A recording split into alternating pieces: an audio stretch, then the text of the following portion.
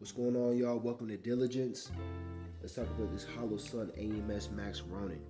So in this video, I'm going to give you guys a caps down view of this optic and also go through the various settings of brightness. Now, with the optic on full brightness, you can see that there's a lot of,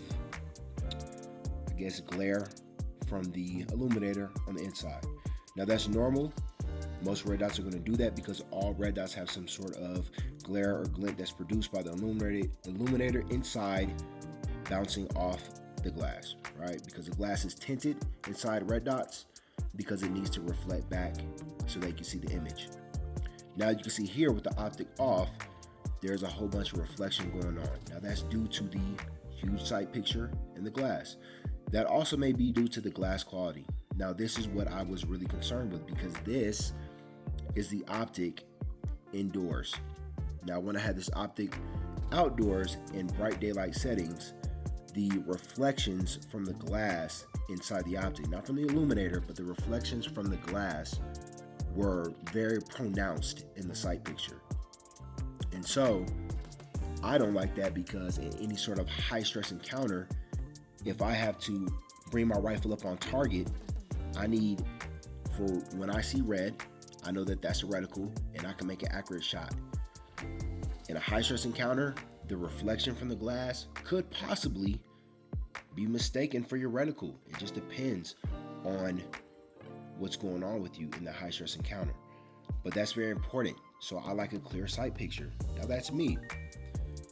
Whenever you bring your rifle up or whatever it might be, you're not always going to be directly centered behind that optic. Now that is what we want, directly centered behind the optic, reticle in the center of the optic, but that's not how things always go.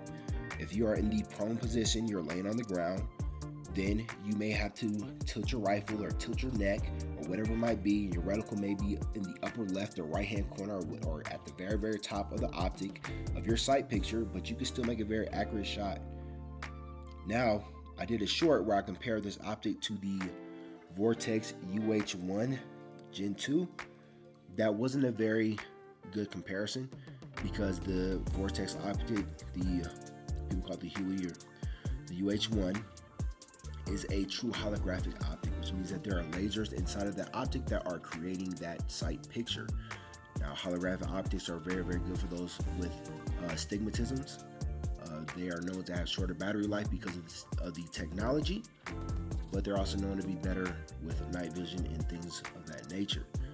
So, because they have lasers on the inside that are producing that reticle, they do not need tinted glass because the reticle doesn't need to reflect off the glass. So, they have very, very clear glass. But you can see even with the brightness turned all the way up, you can still see how that reticle begins to kind of star out because it's indoors and that brightness level is not required.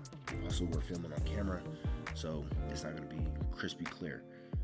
But not a very, very good comparison, but it's what I had on hand at the time, and you just get to see how different glasses can look.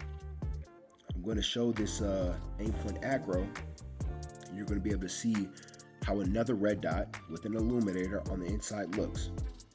So let's check out this sight picture on this aim-point Acro. Now this is a much smaller window, but you can see in the sight picture, even with the reticle out of view, it takes a lot to start seeing a lot of reflection from the glass. And so in an optic, in a red dot, I think that's fair. Even when you turn up the brightness, you can see how things kind of begin to star out. That's just what red dots, illuminators do, right? But the glass on the Acro, in my opinion, is much clearer, and this is typical of most high-end red dots. Now this red dot costs around the same price as the AEMS MAX Ronin.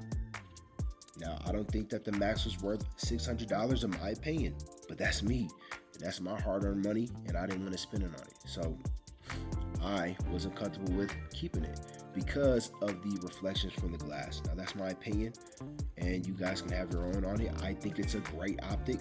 Despite the glass, if they fix the reflections of the glass, I will love this optic. I think it is a great optic. The solar fail-safe, the large sight picture, I think it's a very good optic. However, I don't like the reflections from the glass. Now, you can make your choice on it, and you can choose to purchase it, but that's up to you. This is Diligence. God bless you guys.